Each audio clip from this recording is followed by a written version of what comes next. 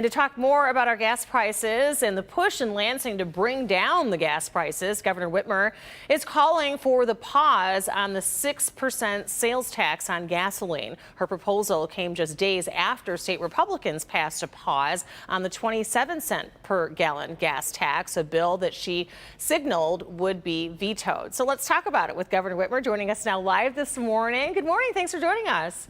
Good morning. Good to be with you. So let's talk about your proposal on pausing that sales tax and if it's getting any support from lawmakers and how it's different from what the Republicans are proposing. Well, it's different because it would actually give people relief right now.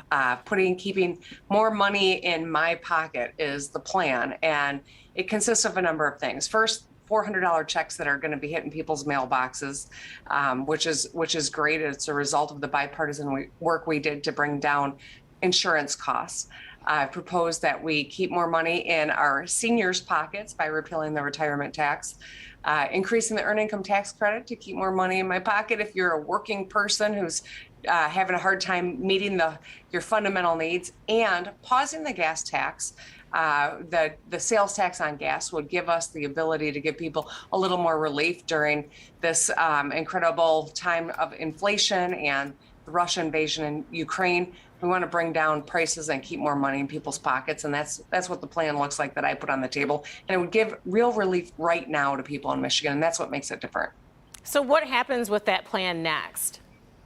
Well, we'll continue working with the legislature. Obviously, the $400 is already hitting people's mailboxes, so that's done, and that's a good thing. That'll help. But to get these relief to retirees and to working people and everyone who's at the pump, the legislature is a critical partner in this, and I'm hoping we can find some common ground quickly, because people need relief now, not next year, which is what that bill did that they sent over last week. It doesn't give people relief right now, and that's the goal.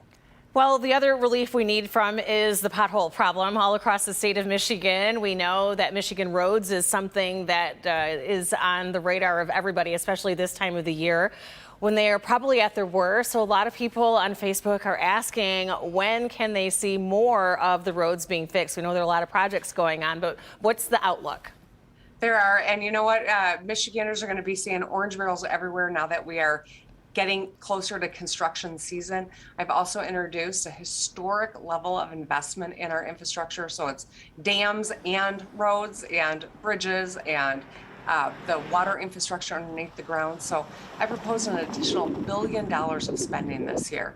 So that will help on the local front. And that's where I think people are seeing a lot of the damage that they confront every single day on those local roads. And this kind of investment will help us move the needle, not just on the state roads and bridges, but at the local level as well. So we want to continue the work that we're doing. We've already repaired 13,000 lane miles and over 900 bridges, but we got lots more work to do.